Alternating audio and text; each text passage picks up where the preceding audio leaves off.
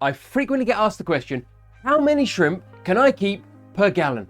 How many shrimp can I keep in a 1 gallon bowl? How many should I put in a 5 gallon tank? How many shrimp should I put in a 10 gallon aquarium? In fact, it's probably the most frequently asked question I get. I suspect almost daily at least one person will contact me and say, Rich, how many shrimp can I put in this aquarium? In today's video, I'm going to share with you my formula for working out how many shrimp you should keep per gallon of aquarium water. Hello friends, welcome back to the channel. If you're new here, my name is Richard and I'm a shrimp and fish keeper based in the UK. So how do we go about deciding how many shrimp we should keep per gallon of aquarium water? And I'm going to start this video by sharing the secret with you. And the secret is, it doesn't really matter. And there are two reasons why it doesn't matter how many shrimp you keep per gallon of water. The first reason is, shrimp themselves have an incredibly low bioload. An individual shrimp produces an incredibly small amount of waste. If you take 10 shrimp and put them in a 5 gallon tank, or you take 15 shrimp and put them in a 5 gallon tank, the difference in bioload is damn near negligible. You won't notice a massive difference because you have 5 extra shrimp. I see posts on the internet and videos on YouTube all the time where people say, if you've got a 5 gallon tank, you want a maximum of 10 shrimp. If you've got a 5 gallon tank, you should not put more than 20 shrimp in that tank. Here's the reality. A year or two ago, my wife and I bred shrimp commercially. We use these plastic tubs. That was tank number 1. They hold about 5 gallons of water. We would frequently have around 1,000 cherry shrimp living in one of these tubs. Whether you're keeping 10, 15, 20, 30 shrimp in a tank, the variation in bioload from those shrimp is so small, it really doesn't matter. Now, the second reason it doesn't matter how many shrimp you start off with is because, assuming you do a half decent job, within 3, 4, 6 months, depending on the age of your shrimp when you get them, within a few months' time, those shrimp are going to breed. Your 15 shrimp, assuming you have males and females and they're healthy and you're feeding them well, your 15 shrimp will probably become 30, 60, 90, 200 shrimp. Even then, the difference in bioload from those shrimp is so small.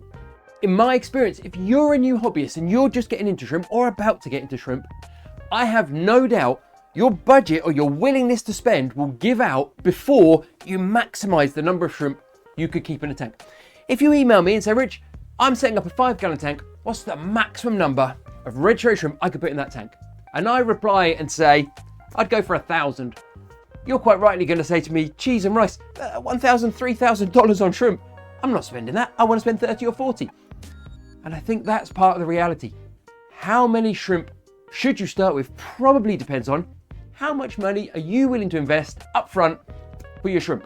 So what we should really be asking when we set up a new tank is not how many shrimp should I put in, but what are my abilities to manage the water parameters? What am I putting in place to keep the water temperature stable day and night?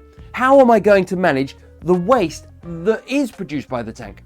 The biggest problem, particularly new hobbyists have, is not the waste from the shrimp, it's the excess food that they're chucking in from overfeeding. As that food breaks down, it pollutes the water. If you feed correctly, you will be putting in just enough food for the shrimp to consume in a short window, in the first 5-10 minutes, whatever it might be. What you don't want to be doing is putting in so much food that you spoil your water. That is more important than how many shrimp you start with. Cherry shrimp are typically incredibly hardy. They can live in a wide band of temperatures. They can live in a wide band of different pHs. They can tolerate surprisingly high levels of nitrates. But what they need is stability. Whether you're keeping your shrimp at 65 or 75 or even pushing up into the 80s, they don't care. They'll be absolutely fine, providing the temperature is stable. And that is what we should be asking. Not how many shrimp can I put in that tank? How am I going to go about keeping the water volume stable?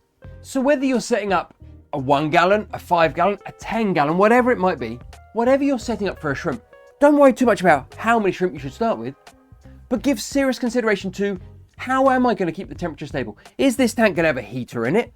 Or is the room it's in, does the ambient temperature stay more or less stable day and night throughout the year? How am I going to deal with whatever waste does build up in the tank? Am I going to have a filter? Am I going to use live plants or a combination of both? Some of these tanks up here, they're not filtered at all. They just have live plants and an air stone for water circulation. Others, like the pea puffers, that is filtered. Some have sponge filters in them. Concentrate more on how you're going to keep the water stable for your shrimp. That's far more important than the number of shrimp you start with. If you do a half decent job, the number of shrimp you have will rock it anyway. It won't matter. Start with 5, start with 10, start with 50. Within a few months, you will hopefully have dozens, if not hundreds of shrimp living in that tank anyway. In my time on YouTube, I've shown you guys how to set up large shrimp tanks, and I've also shown you how I go about setting up really small shrimp bowls and such like, and explain why they work. And if you want to see an example of one of those small tanks and how I set it up and why it works, watch this video next. Thanks for watching.